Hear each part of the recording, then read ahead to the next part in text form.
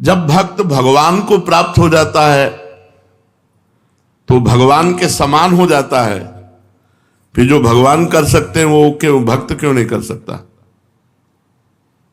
बड़ा सूक्ष्म विषय है कि अब तस्मित तज्जने भेदा भावात, भगवान और भक्त में अभेद स्थिति होती है, वो भगवान का स्वरूप हो जाता है। ब्रह्मविद ब्रह्म भवति, फिर वो भगवान के समान है। वो जल में डूबे तो डूबेगा नहीं, भगवान को जल थोड़ी डुबा सकता है, अग्नि जला नहीं सकती, वायु सुखा नहीं सकता, कुछ भी कुछ, वो भगवान है। तो जब वो भगवान बन गया तो ऐसा हो जाना चाहिए, ऐसा क्यों नहीं?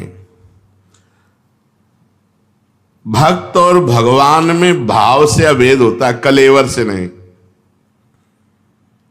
बड़ा सुंदर विषय बताया कि अगर तुम भगवान के समान हो तो ऐसा कर दो। वो भाव देखो, तरंग और समुद्र दो नहीं है। समुद्र में वायु विकार हुआ तो तरंगायमान हो गया। दो ना होते हुए भी समुद्र से अनंत तरंगें उत्पन्न हो सकती है, लेकिन तरंग से समुद्र नहीं। समुद्र और तरंग एक ही है। वायु विकार हटा तो आप तरंग नहीं कर सकते, वो समुद्र ही है। तो ब्रह्मविद ब्रह्म ही भवति, जो ब्रह्म को जान गया वो ब्रह्म हो जाता है। जानत तुम्हें तुम्हें हो जाए, पर वो ऐसे हो जाता है कि तरंग समुद्र में लहर आनंदित हो रही है, वही समुद्र ही तरंग है। पर समुद्र ऐसी अनंत तरंगें प्रकट कर सकता है, पर तरंग समुद्र नहीं प्रकट कर सकती। इतना अंतर बना रहेगा। सिद्ध पुरुष हो गया है, साक्षात भगवान हो गया है, पर वो उत्पत्तिम च विनाशम च, ये उत्पत्ति और विनाश की लीला उसके हाथ में नहीं। भूता नामा गतिम अगतिम, भूतों की गति और अगति, विद्याम अविद्यारम षष्टारो, विद्या और अविद्या ये केवल भगवान के हाथ में, दूसरे के हाथ में नहीं। उत्पत्ति विनाश, गति दुर्गति, भाव और अभाव कुभाव, ये उन्हीं के द्वारा। भगवान का स्वरूप भक्त हो गया, लेकिन कलेवर से नहीं, भाव से, सामर्थ्य से नहीं, भाव से। ऐसे अनंत भक्त भगवान की भाव तरंगे हैं, लेकिन जो भगवान है वो अद्वितीय। भगवान तो भगवान ही है, ऐसा दूसरा कोई नहीं कर सकता जैसा भगवान कर सकते हैं। भगवान और भक्त भाव में अभेद है, लेकिन सामर्थ्य में नहीं, शरीर में नहीं, क्रिया में नहीं। सिद्ध भक्त है, गिरिराज जी उठा लेगा। पक्का सिद्ध भक्त है, भगवान का निज जन है, भगवान को प्राप्त हो गया तो गिरिराज जी थोड़ी उठा लेगा। गिरिराज जी की दंडवती करेगा, गिरिराज जी की परिक्रमा करेगा, गिरिराज जी नहीं उठा सकता। वो तो श्री कृष्ण ही उठाएंगे। तो कहते भक्त भगवान में तन्मय होकर श्री कृष्णमय हो गया है, तो भाव में हो गया, शरीर से नहीं, क्यों गिरिराज जी उठा लेगा। आज तक कोई संत ऐसा हुआ? भगवान या भगवान के अवतार, जैसे पुलस्त जी हैं, ये भगवान के अवतार हैं। कोई साधक हैं क्या कि साधना करके? अगस्त जी हैं, समुद्र पी गए, ये भगवान ही अगस्त बने हुए हैं। जैसे सनक सनंदन सनातन सनत कुमार कश्यप मरीच अदिति, ये सब भगवत स्वरूप, भगवान ने अपने आप को विस्तार किया। वो सामर्थ्य 5 लीटर पानी तुरंत पी के नहीं पचा सकते, समुद्र पचा गए भाई। तो अगस्त भगवान है वो। हम लोग भगवान की तरंगे हैं। माया विकार नष्ट होने पर भगवत स्वरूप ही है, पर सामर्थ्य नहीं है ऐसी। भगवान की जैसी सामर्थ्य वैसी सामर्थ्य, इसीलिए चराचर जगत के ऋषि मुनि महात्मा सब सर झुकाए भगवत स्वरूप होकर भी भगवान की जय बोलते हैं। भक्त और भगवान में अभेद होता है, पर भक्त का कलेवर और भगवान के कलेवर में अंतर होता है। भगवान की चिदानंदमयी देह और भक्त की पांच भौतिक देह। भक्त की भाषा और भगवान की भाषा में अंतर होगा।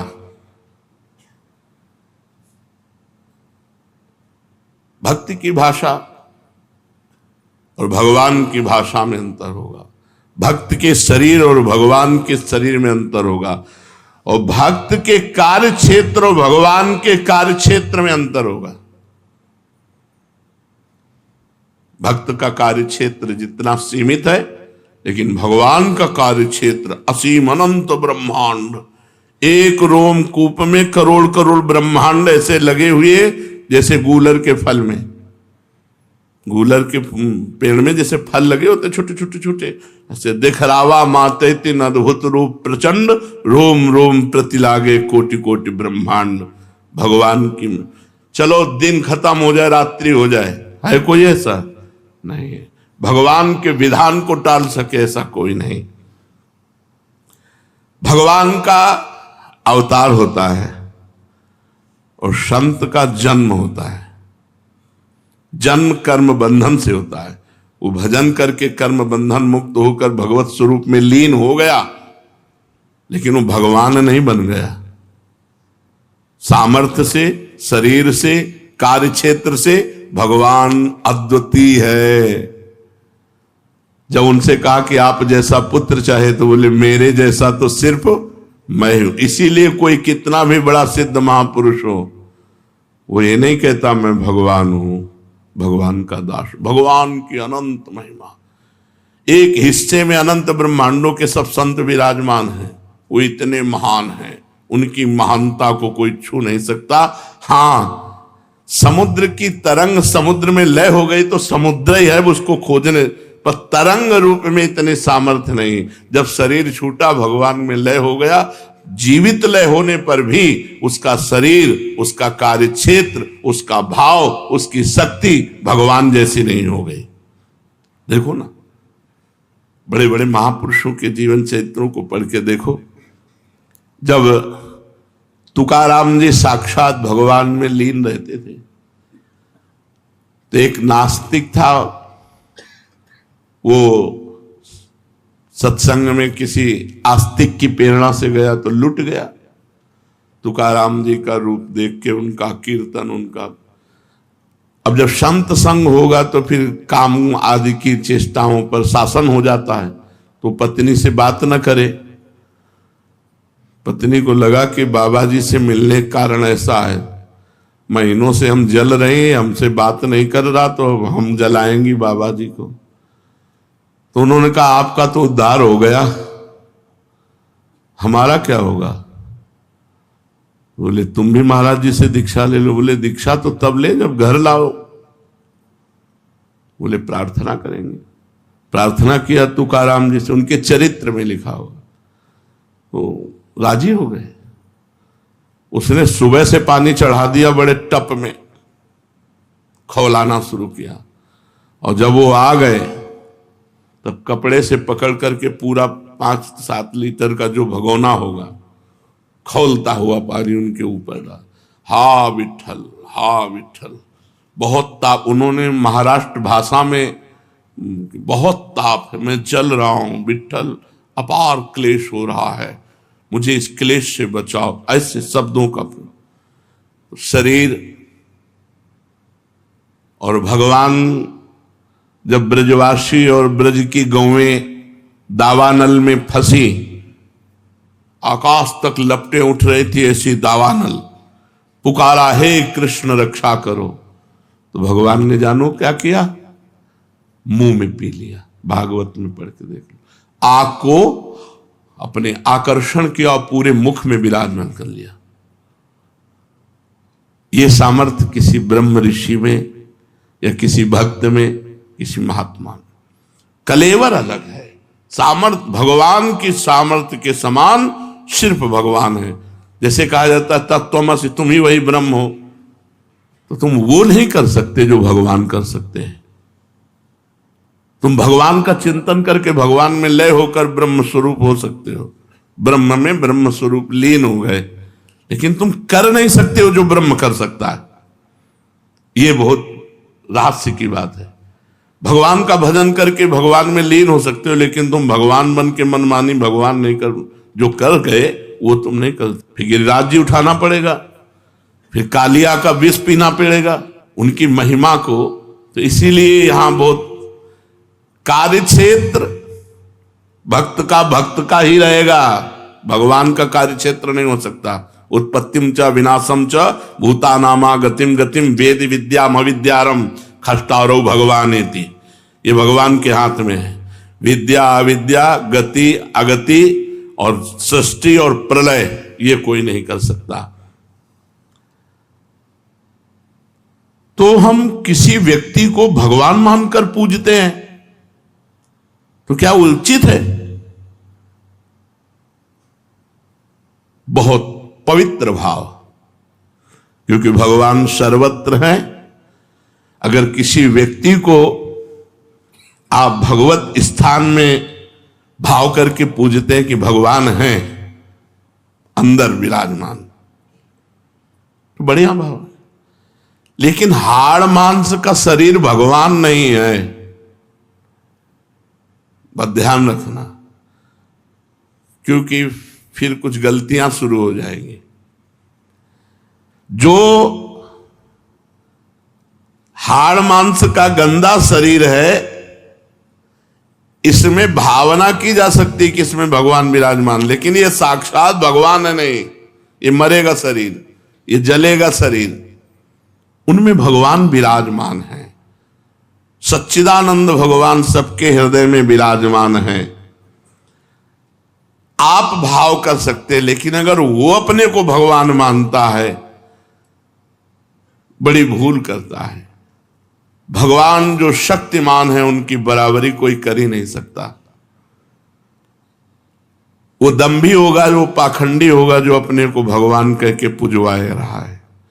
आप भगवान मान करके पूछ सकते हो, आपका भाव है, लेकिन जिसको पूज रहे हो वो भगवान कभी नहीं हो सकता, अपने को नहीं मान सकता। वो भगवान का दास ही मानेगा, क्योंकि भगवान जैसे सिर्फ भगवान है, दूसरा कोई नहीं।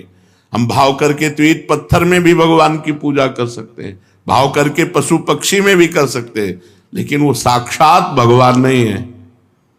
वो कुत्ते का शरीर है और उसके अंदर जो पावर है, बिजली है, वो भगवान है। तो बाहरी शरीरों से संबंध न रखे। ये हाड़ मांस के शरीर नष्ट होने वाले हैं। जो बाहरी शरीरों से संबंध रखता है पाखंडी है, वो दम्भ ही है। तत्व भगवान है, और भगवान जैसे सिर्फ भगवान है, दूसरा कोई भगवान जैसा हो ही नहीं सकता। एक वो पौंड्रक वासुदेव की कथा आती है कि वो अपने को द्वारिकाधीश जैसा पूरा सजाए रहता था, और स्याही आई पोत के, लकड़ी के, सुदर्शन चक्र सब ऐसे पूरा, ये उसे वासुदेव की गति प्राप्त हुई। वो भगवान के सारूप्य मोक्ष को प्राप्त हुआ, लेकिन भगवान ने प्रगट में तो दंड दिया ना, तू भगवान नहीं मैं भगवान हूं, ले सुदर्शन चक्र। भगवान ने सुदर्शन चक्र से यहां ये बात कह रहे हैं कि आप कहीं भी भगवत भाव कर सकते हैं, क्योंकि भगवान सर्वत्र हैं। लेकिन कोई अपने को भगवान मान करके पूजाए कि मैं भगवान हूं, मैं तो सिर्फ भगवान भगवान है, दूसरा कोई भगवान नहीं हो सकता। इतनी सामर्थ्य किसी में नहीं है जो भगवान में है। अनंत सामर्थ्य भगवान में विराजमान। सामर्थ्य और भगवान की लीला का अनुकरण करने के सामर्थ्य, हाँ कुछ लीलाएं हैं जिनको गाकर अनुकरण करके हम भाव में तन्मय होते हैं। ये जो लोग